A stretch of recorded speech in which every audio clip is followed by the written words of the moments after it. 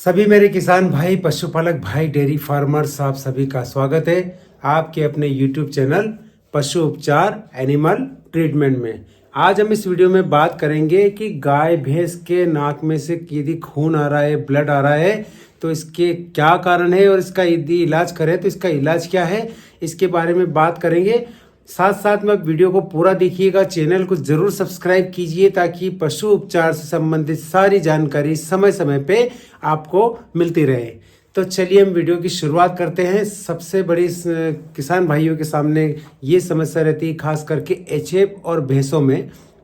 HF गायों में ये समस्या रहती है कि नाक में से ब्लड भी आता है और सांस लेने में बड़ी ज़बरदस्त कठिनाई होती है। और जहाँ पर गाय बंधी होती है वहाँ से काफ़ी दूर तक सुनाई देता है कि ये गाय ज़ोर ज़ोर से नाक से सांस खींच कर ले रही है। तो वहाँ तो हमको पता चलता है कि इसके गाय के जो नाक के अंदर है वो बड़े मस्से है और मस्सों की वजह से नेज़ल जो कैविटी होती है, नासिका जिसको हिंदी में बोलते हैं, वो पूरी तरह से बंद हो चुकी होती है। और बिल्कुल ही जो हवा जाने की जो रास्ता होता है एयर पास होने का, वो काफ़ी बारीक छेद वहाँ पर रह जाता है। इसकी वजह से गाय जो है सांस लेने में उसको कठिनाई महसूस होती है और सांस जो है वो काफ़ी ताकत लगाकर खींच कर लेती है। तो इस समस्या का समाधान जरूर करना चाहिए, क्योंकि इंजेक्शन लगने की वजह से उसकी ये समस्या खत्म हो सकती है और बिल्कुल खत्म हो जाएगी और गाय को भी आराम हो जाएगा। दूसरी समस्या क्या होती है, हम इसी बीमारी को देखते हैं क्योंकि इसका इलाज जो है वो एक ही वही इंजेक्शन काम करेगा।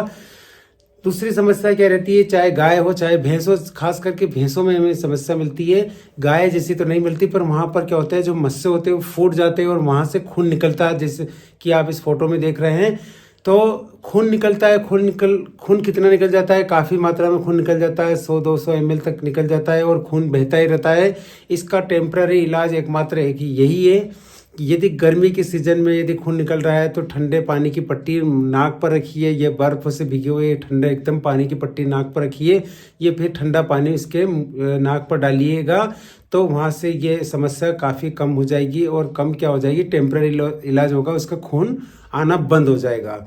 तो ये एक टेम्पररी स्थिति है। और उसमें क्या, मैंने ऐसे कई केसेस देखे हैं। होता क्या है कि जब पशु सामान्य रूप से ऐसे नॉर्मल खड़ा रहता है एक जैसा, तो नाक में से खून नहीं आता, और जैसे वो झुकता है चारा खाने के लिए, बिल्कुल खून की धार चालू हो जाती है नाक में से।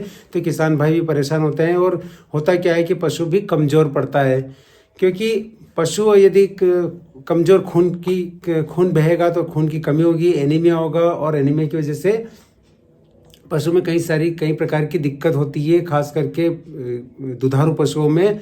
और यदि पशु गाभिन है तो भी, तो क्या कमी होती है आप सभी को मालूम है। यदि खून की कमी रहेगी तो पशु कमज़ोर रहेगा, दुधारू पशु रहेगा तो दूध उत्पादन कम हो जाएगा। गाभिन है तो क्योंकि इसको अपना शरीर भी चलाना है, बच्चे को भी मेंटेन करना है, सभी चीज़ें में प्रॉब्लम रहती है। तो आखिर इस समस्या का समाधान क्या है, क्योंकि इसका एक स्थायी इलाज है, इंजेक्शन है, इसका नाम है एंथ्योमेलिन। एंथ्योमेलिन इंजेक्शन जो है ये एक रामबाण इसका औषधि है। पर ध्यान रखिएगा कि गर्भावस्था में ये इंजेक्शन पूरी तरह से सुरक्षित नहीं है, बिल्कुल भी सुरक्षित नहीं है। इस इंजेक्शन को सिर्फ आप दुधारू पशु में जब पशु दूध दे रहा है उस वक्त ही लगाइए, या फिर जब पशु की उम्र या गाभिन ना हो। कहने का मतलब है कि यदि उसको क्रॉस नहीं करवाया है कभी भी, उस कंडीशन में लगाइए, या फिर दूध दे रहा है उस कंडीशन में लगाइए। गर्भावस्था में ये इंजेक्शन बिल्कुल सुरक्षित नहीं है, आपके पशु का एबॉर्शन हो जाएगा। क्योंकि कई लोगों के मन में जो नए काम सीख रहे हैं, मैत्री लोग, गौ सेवक लोग, उनके मन में ये क्वेश्चन रहता है कि क्या ये एंथ्योमेलिन इंजेक्शन गर्भावस्था में सुरक्षित है, क्योंकि उस इंजेक्शन के ऊपर कहीं पर भी लिखा नहीं है कि प्रेगनेंसी सेफ नहीं है। बट मैं अपने निजी अनुभव से बता रहा हूँ कि ये इंजेक्शन गर्भावस्था में बिल्कुल भी सुरक्षित नहीं है, क्योंकि एंथ्योमेलिन के अंदर एंटीमनी सल्फेट है। और मस्से होने का जो सबसे बड़ा कारण जो होता है ये है वायरस के कारण होता है, पेपिलोमेटा वायरस के कारण। तो ये वायरस डिसीज है एक तरह से, और वायरस डिसीज के अंदर ये एंथ्योमेलिन इंजेक्शन बहुत अच्छे से काम करता है। आपको क्या करना है, इस इंजेक्शन का डोज किसे लगाना है, अब समझ लीजिएगा। पहले दिन आपको इसको लगाना है 15 ml। यदि भैंस है, हैवी वेट है, तो 20 ml तक लगा सकते हैं पहले दिन। गाय है, बहुत ज़्यादा कमज़ोर है, छोटा बच्चा है, तो 10 ml इसका पर्याप्त डोज हो जाता है पहले दिन। इसके बाद 72 घंटे के बाद आप इसको सेकेंड डोज रिपीट कीजिए, सेम उतना ही 20 ml का, और आखिरी में इसको 7वें दिन फिर से 10 ml का डोज रिपीट कर दीजिए। यानी कि 50 ml का जो वायल आता है उसको एक वायल को एक पशु में ही इस्तेमाल करना है। इससे आपको कंप्लीट रिजल्ट मिल जाएगा। कितने दिन में रिजल्ट मिल जाएगा? 10 दिन के अंदर अंदर पशु की स्थिति में बिल्कुल सुधार हो जाएगा। मस्से के अंदर जहाँ तक ब्लड बंद होने की बात है तो वो ब्लड इंजेक्शन लगाने के बाद 10 से 12 घंटे बाद बिल्कुल बंद हो जाता है, क्योंकि इंजेक्शन उस वक्त काम करने लग जाता है मस्से के ऊपर, जो उसके ऊपर एक लेयर बना देता है, वहाँ से ब्लीडिंग उसकी रोक देता है।